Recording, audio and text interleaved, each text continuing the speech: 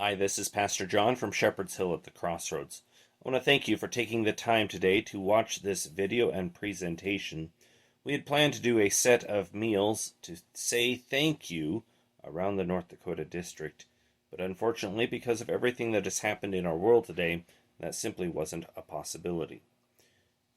For this video, again, we want to say thank you for your support, your encouragement, your prayers on behalf of Shepherd's Hill at the Crossroads. We have a number of things we'll cover in this presentation. The first of it is how it is that we are managing for the concerns of a pandemic as we have camp. Also, we'll highlight what's on the schedule, the camps that are lined up for the summer, and then as well as that, we will have a few updates, a few important updates that I encourage you to stick around and listen to. Our theme for this year is Called by God, based on Ephesians chapter 4, verse 1. We are called by God to a number of different things. From Ephesians chapter 4. I, therefore, a prisoner for the Lord, urge you to walk in a manner worthy of the calling to which you have been called, with all humility and gentleness, with patience, bearing with one another in love, eager to maintain the unity of the Spirit in the bond of peace. There is one body and one Spirit, just as you are called to the one hope that belongs to your call. Ephesians 4, verses 1 through 4. We have been called by God to faith. We have been called by God to a number of different responsibilities to walk in that hope that we have, that is Christ Jesus our Lord. That is the theme for our summer, and we will spend time in our Bible studies, in our campfire times, in our devotions and chapel time as we consider what it means to be called by God. I've been asked more than once how we can consider having a camp in the midst of a pandemic, the concerns of COVID-19. Why is it that we're able to consider holding camp and gathering people together? One of the major factors to that is the space that we have here at camp and the fact that we are a smaller camp, that we don't have the huge number of campers that come each and every week. So we're able to scatter out in our cabin space, in our dining facility. There's a number of other adjustments we can make in that to be spread out and maintain social distance throughout our time here at camp. One of the other things that we'll be doing is to enjoy the time that we have outside and to look at having meals outside, Bible study time outside, all those sort of events that could be held inside, that there's no reason that we can't do that outdoors as well. And so that'll help with fresh air and keeping some kids just being healthy in general. One of the other things that we will be doing as campers get here is spend more time asking them as they process in about health history. Just make sure that if they know somebody who has been exposed to COVID-19, or if there's concerns there, that we are aware of those to begin with, and then keeping record of who is traveling with them and what interactions campers have had with one another. One of the challenges that we do have with our camper registrations, as we considered the CDC documentation for camps, is that we would be gathering campers from a number of different areas. And that does impact a little bit of our risk vulnerability, in that we would have campers from different communities gathering together and spending time together.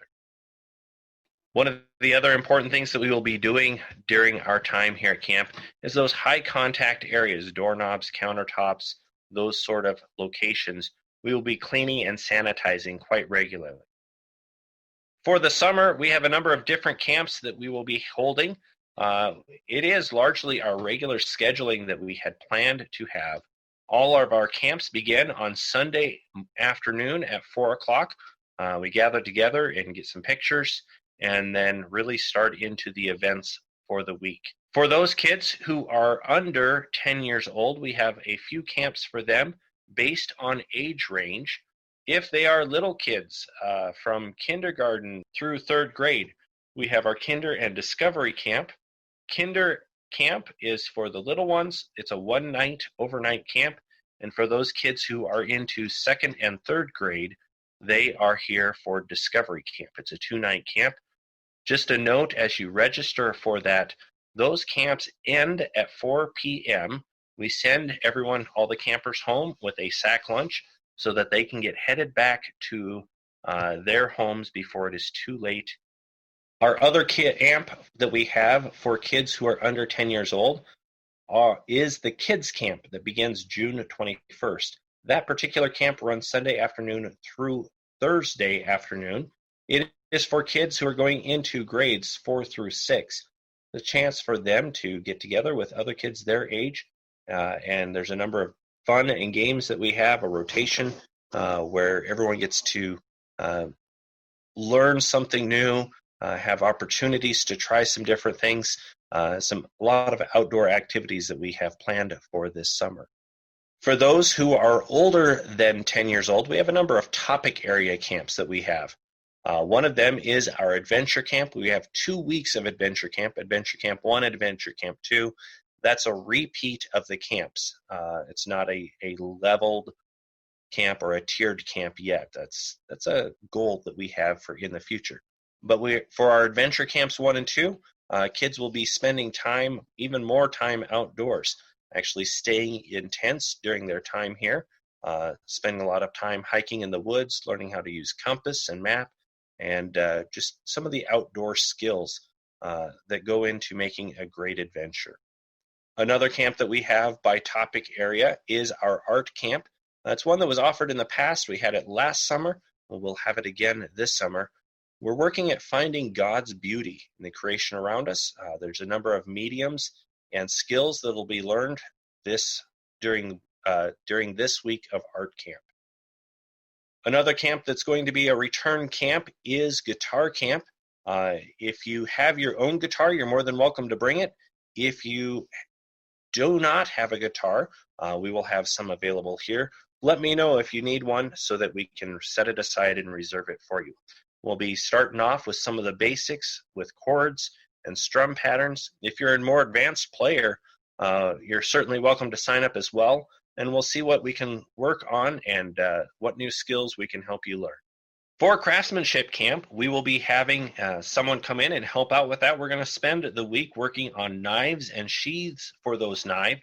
You can see the slide there. Those are the knives that were made last year, and so campers get a chance to learn what goes into craftsmanship, what goes into that skill development and repetition that's the distinction between something handmade or something that was mass-produced, so that they learn to appreciate the vocation and skill and talent that God gives to his people. Another camp that we have, according to age range, is for those who are going into 7th grade and older. We have a number of camps. We have District Encounter Camp at the end of the summer, where kids from around the North Dakota district gather together. That is a district-sponsored camp, and so it has its own programming schedule. There's Word, World, Worship, and Recreation encounters where the kids help with planning out what they will be doing during their time here and the topic areas that they will consider and learn. We have our Valor Camp for those who are sophomores in high school or older. It's a chance to learn not just about yourself, but what does it mean to be a young man or a young woman in Christ? How do we grow into that image of Christ? How do we grow in the faith in which he has called us into? So there'll be a number of challenges that we use, more physical challenges, some adventure things that we will be doing, like archery and horseback riding. We'll use that as part of the time for Valor Camp. We also have our Servant Event Camp, where we spend some time working on areas around camp, getting some projects finished up, cleaning up, and keeping everything going for our time here. We have a family camp that is scheduled for the beginning of July. The schedule for this one is a little bit different. It does begin on Wednesday, and it finishes on Friday, July 3rd. It's planned that way so that if you have time off or want some place to go as you celebrate the 4th of July, it fits well for that time. We'll have activities for the whole family during that time, Bible studies and devotions. Let us worry about the meals and what you would be eating. and we have it set so that it's affordable for families. It's $85 per person, or there's a $325 family maximum in the pricing for that camp. So if you have a large group, let me know so that I can set aside room and lodging for you with that camp, the family camp. Then we also have trail rides and lead rides that we offer during those camps. For those kids who are 10 or older, we offer the trail rides, and we do lead rides for the younger kids, an opportunity for them to interact and learn about the horses that we have. We do have our set of horse camps that we have planned for the summer. We do have our 3 weeks of beginning horse camp, beginning horse camp 1, 2, and 3. Those run for the full week, Sunday through Friday. There's a lot that they learn in that week. Our goal is always to teach them horsemanship skills, not simply how to sit on a horse, but how to interact with a horse, work with a horse, and deal with all the challenges of having horses, feeding, cleaning, grooming, all of those aspects to horsemanship. We do have limited enrollment for our horse camp. It has to do with the size of trail rides and such. So our first 2 weeks of horse camp are filling up. If you're interested in coming for horse camp, please let me know right away so that we can reserve a spot for you. After that first year of horse camp, we do have more camps for you. Our saddle club takes it up a notch, where you spend more time on the saddle and learn more skills. Our advanced horse camp is the third level of camp, where you spend, again, more time out doing trail rides, more time working with horses, and doing a little bit of training on your own. The adult camp is at the end of the summer. It's a little bit different. Most of our staff will be headed back home, but we'll have events and activities scheduled for you, along with free time, where you're able to kind of enjoy those activities that you remember from camp from when you were young.